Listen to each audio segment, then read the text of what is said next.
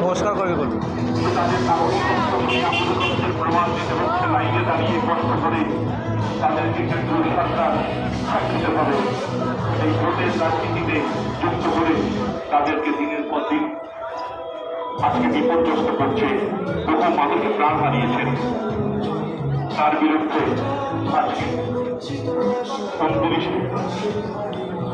29 April আসছে দিন আপনারা সকলে মিলে এই কেন্দ্রীয় সরকারের যে বর্বরচিত নীতি তার বিরুদ্ধে সকলে সোচ্চার হয়।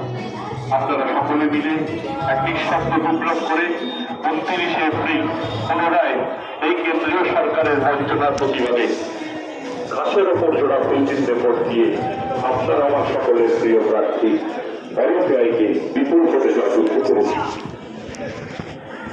বাংলায় মমতা ব্যানার্জির সরকারের যে উন্নয়নের ধারা, যে পরিষেবা প্রতিটি ঘরে ঘরে পৌঁছেছে এবং মৎস্য হাওড়ায় তার প্রতিনিধি অরূপ রায় এবারেও চতুর্থবারের জন্য এই বিধানসভায় প্রার্থী হয়েছেন।